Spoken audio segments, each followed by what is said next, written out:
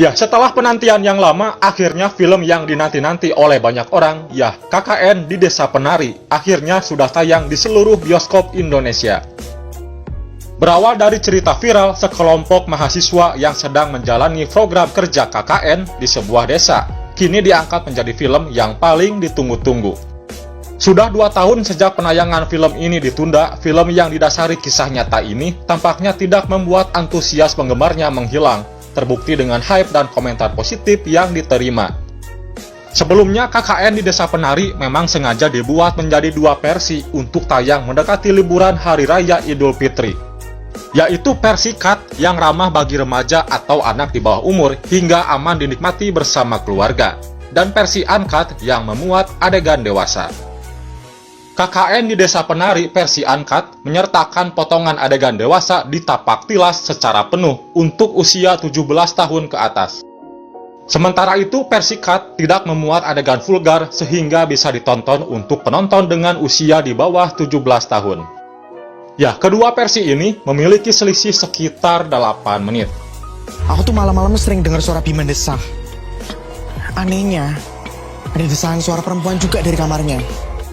Dengan sederet artis kenamaan Indonesia seperti Tisa Biani, Adinda Thomas, Agni Hakiu, Calvin Jeremy, Fajar Nugraha, dan Ahmad Megantara. Ditambah dengan arahan Awi Suryadi, sutradara di balik suksesnya film Danur. Nah, apakah KKN di Desa Penari bisa memenuhi ekspektasi dari para penggemarnya yang telah 2 tahun menunggu? Yuk simak ulasannya lebih lanjut.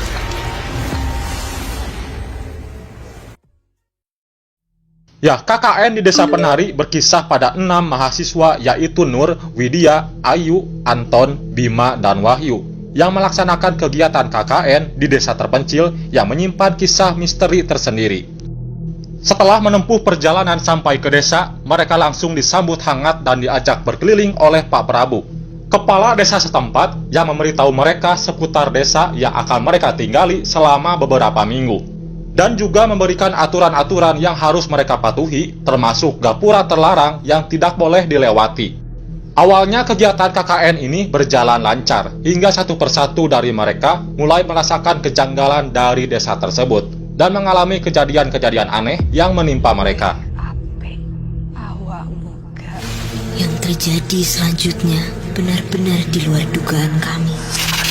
Lalu Nur akhirnya menemukan fakta bahwa salah satu dari mereka melanggar aturan yang paling fatal di desa tersebut. Tampaknya penghuni gaib desa tidak menyukai kehadiran mereka. Lama-kelamaan, teror makhluk itu semakin parah. Mereka lalu meminta bantuan Mbah Buyut, dukun setempat. Namun usaha mereka terlambat. Mereka terancam tidak bisa pulang dengan selamat dari desa yang dikenal dengan sebutan Desa Penari. Percaya dengan menumbalkan anak-anak perempuan, desa kami dijauhkan dari kemalangan.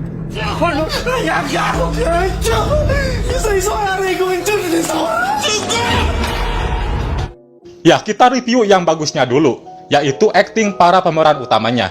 Semua tampil dengan meyakinkan, tidak berlebihan atau terkesan dibuat-buat. Sinematografi oke, bisa dibilang di atas rata-rata. Nah, sebaliknya yang paling bikin ilfeel adalah dialognya. Banyak penggunaan kata berbahasa Jawa yang tidak pas, baik yang berbentuk kalimat utuh maupun yang bercampur dengan bahasa Indonesia. Unsur horornya juga mengecewakan. Sebagai film yang digadang-gadang menawarkan kengerian, KKN di Desa Penari sama sekali tidak ada ngeri-ngerinya. Malah lebih ngeri, puasa tidak sengaja batal gara-gara mendengar suara desahan hubungan intim yang tersirat di beberapa adegan. Ya, kisah menyeramkan KKN di Desa Penari memang tidak pernah datang dari sosok makhluk gaibnya. Inilah yang membuatnya berbeda dengan kisah-kisah horor pada umumnya. Biasanya film-film horor Indonesia identik dengan sosok makhluk halus berwajah seram dan dipenuhi adegan sadis. KKN di Desa Penari tidak perlu hal-hal itu untuk membuatnya menyeramkan. Omongan sana-sini, ada jumpscare tidak, ada adegan darahkah? Saya kasih jawaban tidak, guys. Sebenarnya ada, tetapi sedikit. Itu pun bukan sosok yang menyeramkan yang ditonjolkan. Ya, film ini membangun cerita horornya dengan menggambarkan misteri dan kejadian mistis yang justru mengajak penontonnya untuk ikut merasakan kengerian dan penasaran yang ditampilkan di sepanjang film. Latar tempat juga digambarkan hampir sepenuhnya sesuai dengan apa yang kita harapkan. seperti desa terpencil yang jauh dari perkotaan, rumah gubuk yang mereka tinggali, tempat pemandian, bahkan tapak tilas atau panggung tempat di mana mantan para penari dan gamelan-gamelan berada.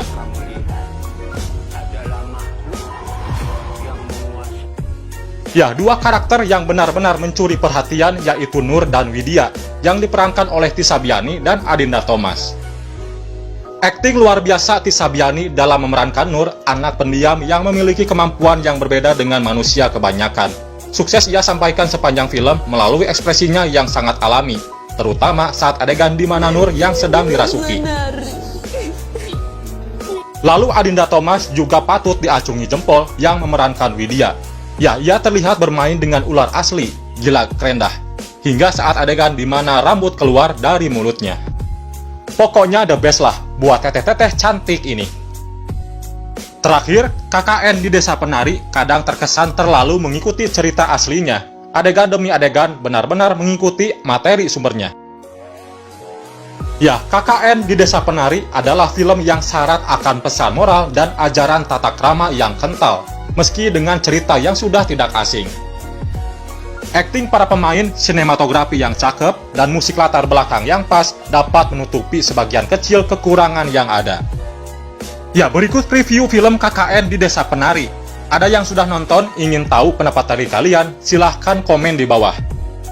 Seperti biasa, dukung terus channel ini dengan kasih like, subscribe, share ke media sosial kalian, dan jangan lupa aktifin notifikasinya agar kalian tahu update video menarik lainnya dari channel ini. Akhir kata, sekian terima kasih, selamat Hari Raya Idul Fitri, mohon maaf lahir dan batin.